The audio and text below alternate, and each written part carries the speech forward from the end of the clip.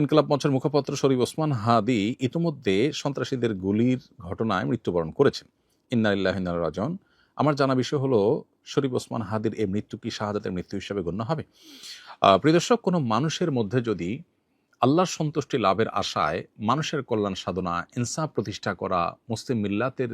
চেতনা ধারণ করা এবং মানুষের অধিকার আদায় করার মানসিকতা থাকে এবং সেটার জন্য তিনি যদি লড়ে যান, সংগ্রাম করে যান, এমত অবস্থা যদি তার এই চেতনার কারণে তিনি আক্রমণের শিকার হন এবং মারা যান, সন্দেহাতীতভাবে তিনি শাহাদাতের মর্যাদা লাভ করবেন ইনশাআল্লাহ তাআলা। ইমানদারের মধ্যে যদি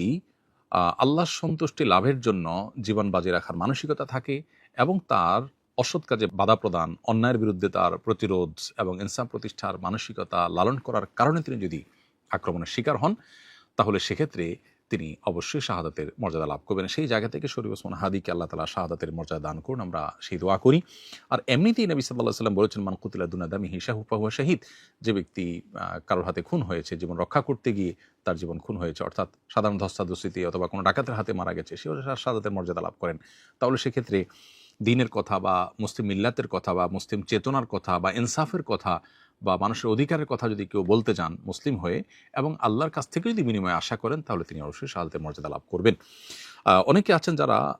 বিপ্লবী মানসিকতা ধারণ করেন, তারা অন্যায়ের বিরুদ্ধে সংগ্রাম করেন, তাদের সে সংগ্রামকে আমরা অবশ্যই শ্রদ্ধা করব। কিন্তু তার মধ্যে যদি আল্লাহর প্রতি বিশ্বাস না থাকে, অথবা তিনি যদি এই সংগ্রামটা করেন তার মানবিক চেতনা থেকে শুধুমাত্র, এর জন্য তিনি আল্লাহর কাছ থেকে কোনো বিনিময় আশা করেন না, আল্লাহর সন্তুষ্টি লাভের আশায় করেন না, কোরআন হাদিসের নির্দেশনার কারণে করেন না, তাহলে সেক্ষেত্রে তার এই আত্মত্যাগটা শাহাদাত হিসাবে বিবেচিত হবে না। শাহাদাত বিষয়টা আসলে নিয়তের সাথে সংশ্লিষ্ট বিষয়।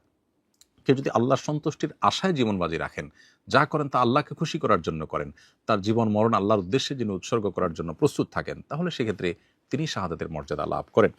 আমরা দোয়া করি শরীফ ওসমান হাদির সমস্ত ভুল ত্রুটি মাফ করে আল্লাহ তাআলা তাকে শাহাদাতের সর্বোচ্চ মাকাম দান করেন এবং তার সুখ সন্তপ্ত পরিবারকে সান্ত্বনা সইবার শক্তি নসিব করেন এবং সেই সাথে এখান থেকে অনুপ্রাণিত হয়ে আমাদেরকে আল্লাহর সন্তুষ্টির লাভের আশায় জীবন বাজি রাখার মানসিকতা আমাদেরকে ধারণ করার তৌফিক দান করুন। বস্তুবাদের এই পৃথিবীতে আমরা বেশিরভাগ মানুষ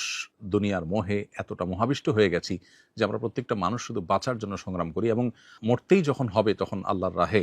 আমি জীবন বাজি রেখে যেন মরতে পারি, আমি যেন অন্যায়ের বিরুদ্ধে কথা বলতে গিয়ে যেন আমার মৃত্যু হয়, আমার মৃত্যুটা যেন শাহাদাতের মৃত্যু হয়, আল্লাহর সন্তুষ্টি লাভের আশায় যেন আমি জীবন বাজি রাখতে পারি, সেই চিন্তা, সেই চেতনা আমাদের প্রত্যেকটা মানুষের মধ্যে থাকা দরকার, এজ এ ইমানদার আমাদের মধ্যে থাকা দরকার। আল্লাহ রাব্বুল আলামিন শরীফ ওসমান হাদির ভালো গুণগুলো দিয়ে আমাদের তরুণ সমাজকে ভরে দিন এবং সেই তরুণ সমাজকে অন্যায়ের বিরুদ্ধে ইনসাফ প্রতিষ্ঠার জন্য, ন্যায় নিষ্ঠ হওয়ার জন্য এবং মুসলিম মিল্লাতের কল্যাণ সাধন করবার জন্য এবং আল্লাহর সন্তুষ্টির উদ্দেশ্যে মানবতার কল্যাণ সাধন করবার জন্য সবাইকে দুনিয়ার লোভ মোহের ঊর্ধ্বে উঠে আল্লাহর উদ্দেশ্যে নিজের জীবনকে উৎসর্গ করার এবং নজরানা পেশ করার তৌফিক আমাদেরকে দান করুন।